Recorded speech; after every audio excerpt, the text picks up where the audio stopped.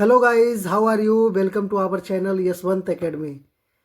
तो आज का लेक्चर है आपका 17 दिसंबर का फर्स्ट शिफ्ट का जो एनालिसिस है दिल्ली पुलिस ड्राइवर का, उसके जितना क्वेश्चन हो सकता है उपलब्ध हमारे पास हुआ है मेरे भाई। लगभग लगभग हो ही गया है।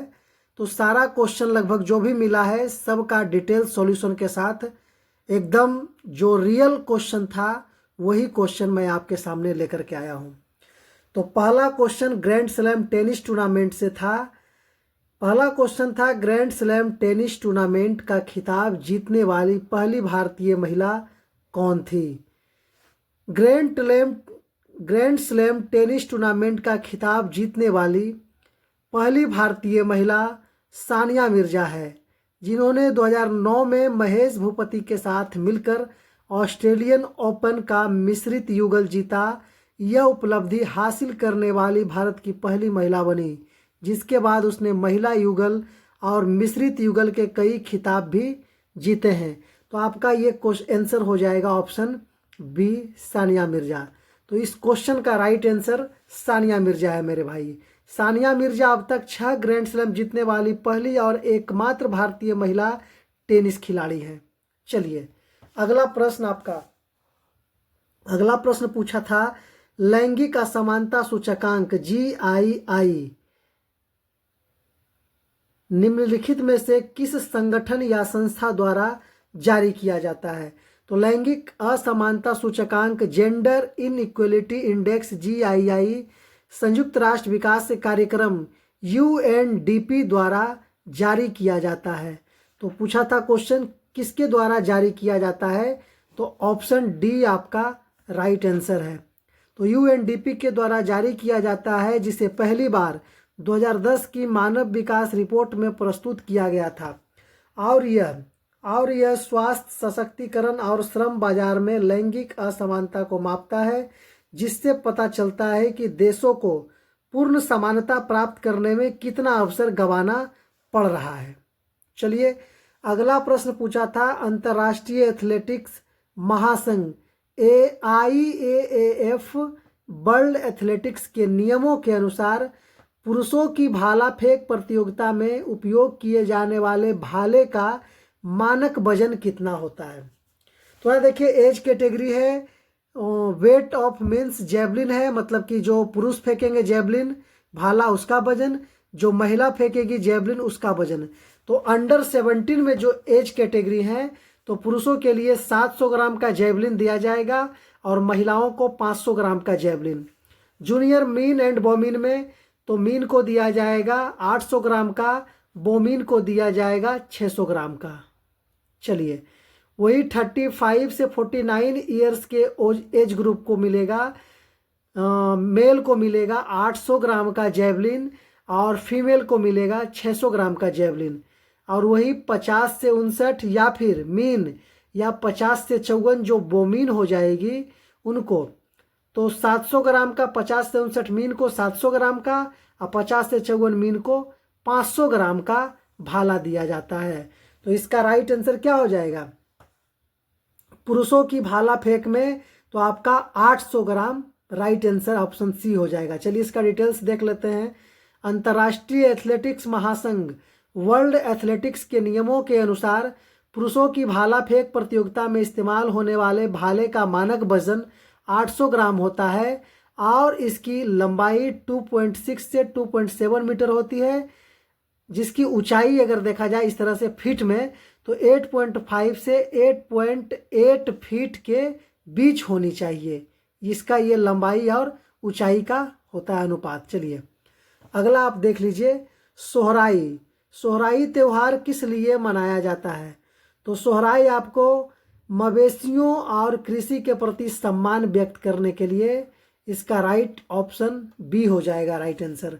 सोहराई जो है त्योहार मुख्य रूप से पशुधन यानी मवेशियों के प्रति आभार, सम्मान और कृतज्ञता व्यक्त करने के लिए मनाया जाता है, जो फसल कटाई के बाद आता है और कृषि में उनकी अहमियत को दर्शाता है। साथ ही यह प्रकृति और आदिवासी संस्कृति से जुड़ा एक महत्वपूर्ण फसल उत्सव भी है। यह सोहराई शीतकालीन फसल का त्यौहार है और झारखंड और पश्चिम बंगाल में संथालों के सबसे महत्वपूर्ण त्योहारों में से एक भी आपका है। चलिए अगला प्रश्न आपका है, संजय बारू की पुस्तक द एक्सीडेंटल प्राइम मिनिस्टर के अनुसार निम्नलिखित में से कौन भारत के एक्सीडेंटल प्राइम मिनिस्टर बने थे? तो ये बने थे आपका Manmohan Singh, option C right answer है। चलिए इसका डिटेल्स देख लेते हैं। संजय बारू की पुस्तक द एक्सीडेंटल प्राइम मिनिस्टर के अनुसार मनमोहन सिंह भारत के एक्सीडेंटल प्राइम मिनिस्टर थे क्योंकि उनके मीडिया सलाहकार रहे। बारू ने अपनी किताब में बताया कि कैसे सोनिया गांधी के कहने पर उन्हें प्रधानमंत्री बनाया गया और उनकी भूमिका एक पर्दे के पीछे की ताकत के इशारों पर चलने वाली थी, खासकर परमाणु समझौता जैसे मामलों में, जिससे वे एक आकस्मिक या अनपेक्षित प्रधानमंत्री बन गए। The paradoxical prime minister book in glorious umpire, Nehru the invention of India book, Shashi Tharoor द्वारा ये पुस्तक लिखा गया है। तो शशि थरूर द्वारा कौन कौन पुस्तक लिखा गया है? The paradoxical prime minister, inglorious empire, Nehru the invention of India, ये सब किताब शशि थरूर जी के द्वारा लिखा गया है। चलिए, और द एक्सीडेंटल प्राइम मिनिस्टर आपका मनमोहन सिंह के ऊपर लिखा गया किताब संजय बारू की यह किताब है मेरे भाई। चलिए, किस पंचवर्षीय योजना में गरीबी उन्मूलन का उल्लेख किया गया है? तो 5वीं पंचवर्षीय योजना में गरीबी उन्मूलन यानी गरीबी हटाओ, रोजगार और न्याय पर केंद्रित थी।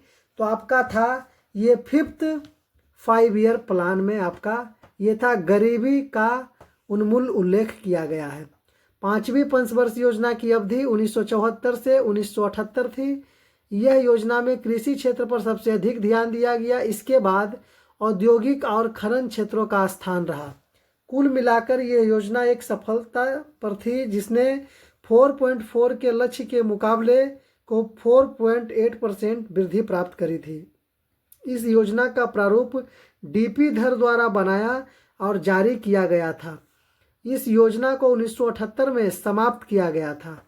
फिर रोलिंग प्लान आया था। यह योजना 1978 से 1979 की योजना के साथ और पहले बंद की गई 5वीं पंचवर्षीय योजना की निरंतरता के रूप में प्रस्तुत की गई थी, रोलिंग प्लान के बारे में। चलिए अगला प्रश्न है जो पूछा था, किस संशोधन में भारतीय संविधान में 9वीं अनुसूची जोड़ी गई है?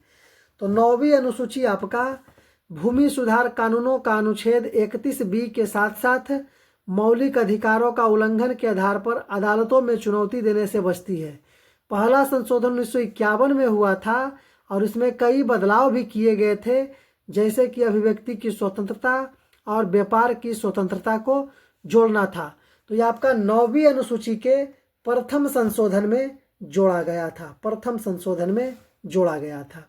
चलिए अगला प्रश्न आपका है, इसे पहली बार अर्थशास्त्री A.W. फिलिप्स ने 1958 में यूके में मजदूरी, मुद्रास्फीति और बेरोजगारी का एक अध्ययन के आधार पर प्रस्तुत किया था।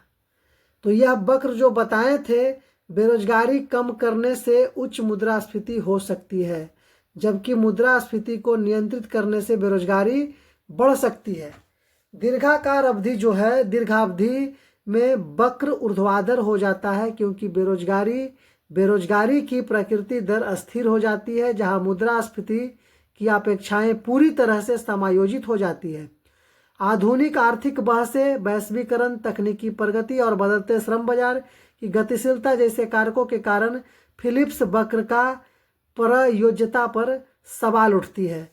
तो आपका यहाँ कह रहा था, इसे पहली बार अर्थशास्त्री A.W. फिलिप ने 1958 में यूके में मजदूरी, मुद्रास्फीति और बेरोजगारी के एक अध्ययन के आधार पर प्रस्तुत किया था।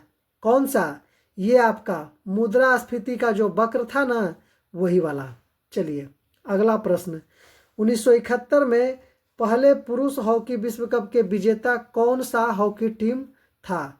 तो पहला पुरुष हॉकी विश्व कप 1971 के बार्सिलोना स्पेन में हुआ था। तो इसका राइट आंसर आपका स्पेन हो जाएगा। और स्पेन में यह 15 से 24 अक्टूबर तक आयोजित किया गया था। पाकिस्तान ने फाइनल में स्पेन को 1-0 से हराकर खिताब जीत लिया था। अब पाकिस्तान का विश्व हॉकी में दबदबा बना रह गया, क्योंकि उन्हें 2 बार और विश्व कप जीता। उसने 2 बार और 1978 में ब्यूनस आयर्स अर्जेंटीना से जीत लिया और 1982 में मुंबई भारत से वो जीत लिया था। 1971 में टूर्नामेंट के बाद हॉकी विश्व कप 4 वर्ष का आयोजन बन गया, जो वर्षों से महत्व और प्रतिष्ठा में बढ़ता गया।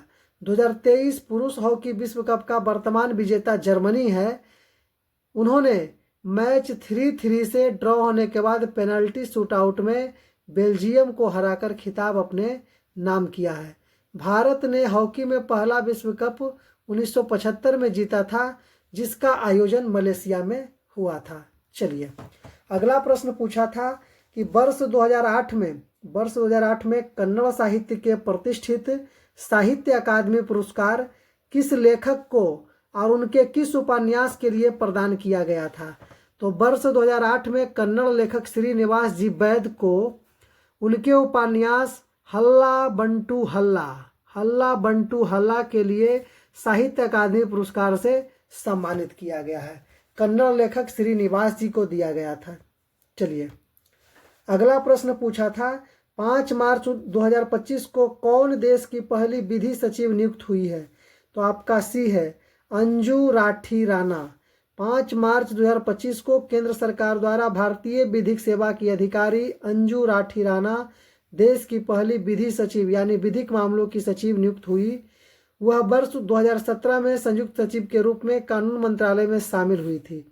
इससे पहले वह 18 साल तक दिल्ली सरकार में सरकारी वकील थी।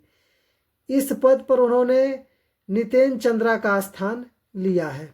चलिए, अगला प्रश्न आपका है फिलिप्स वक्र किससे संबंधित है। तो फिलिप्स वक्र अल्पावधि में मुद्रास्फीति और बेरोजगारी के बीच व्युत्क्रम संबंध को दर्शाता है। इसे पहली बार अर्थशास्त्री A.W. फिलिप ने 1958 में यूके में मजदूरी, मुद्रास्फीति और बेरोजगारी का एक अध्ययन के आधार पर प्रस्तुत किया था और यह वक्र बताता है कि बेरोजगारी कम करने से उच्च मुद्रास्फीति हो सकती है। तो फिलिप वक्र क्या है, महंगाई और बेरोजगारी से संबंधित है। आपका ऑप्शन नंबर बी सही है मेरे भाई। चलिए, अगला प्रश्न पूछा था भारत का एकमात्र तैरता हुआ राष्ट्रीय उद्यान। तो तैरता हुआ राष्ट्रीय उद्यान है आपका किबुल लामजाओ, जो मणिपुर के बिष्णुपुर जिले में स्थित है। यह राष्ट्रीय उद्यान बिष्णुपुर जिले में स्थित है। यह लोकटक झील का एक अभिन्न अंग भी है। किबुल लामजाओ यह बरो एंटीलर्ड हिरन का घर है, जो दुनिया में सबसे लुप्त प्राय हिरनों में से एक भी है। तो चलिए, तैरता हुआ एकमात्र राष्ट्रीय उद्यान किबुल लामजाओ है। अगला प्रश्न आपका है 2017 अंडर 17 फीफा विश्व कप फुटबॉल कहाँ आयोजित किया गया था। तो भारत में 2017 में फीफा अंडर 17 विश्व कप पुरुषों का और 2022 में फीफा अंडर 17 महिला विश्व कप की मेजबानी की थी। पुरुषों का टूर्नामेंट 6 से 28 अक्टूबर 2017 तक आयोजित हुआ था, जबकि महिला टूर्नामेंट 11 से 30 अक्टूबर 2022 तक हुआ था, जो भारत द्वारा आयोजित दूसरा फीफा टूर्नामेंट भी था।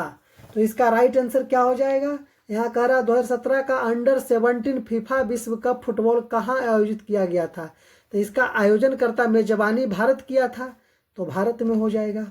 चलिए, तो ये आपका दिल्ली पुलिस ड्राइवर एग्जाम का फर्स्ट शिफ्ट का था। अगर आपको और अभी आगे का शिफ्ट चाहिए और इसका PDF चाहिए मेरे भाई, तो कमेंट सेक्शन में ज़रूर कीजिएगा कमेंट। और अगर चैनल पर नए होंगे तो चैनल को ज़रूर सब्सक्राइब कीजिएगा, क्योंकि आपका सब्सक्राइब ही हमें क्या होता है, हिम्मत देता है, साहस देता है और भी आगे क्वेश्चन का कलेक्शन ला करके आपको पूरा फुल सपोर्ट करने का मन करता है मेरे भाई। चलिए, तो वीडियो को लाइक ज़रूर कीजिएगा, शेयर भी कीजिएगा और चैनल पर नए हैं तो सब्सक्राइब भी कीजिएगा। धन्यवाद।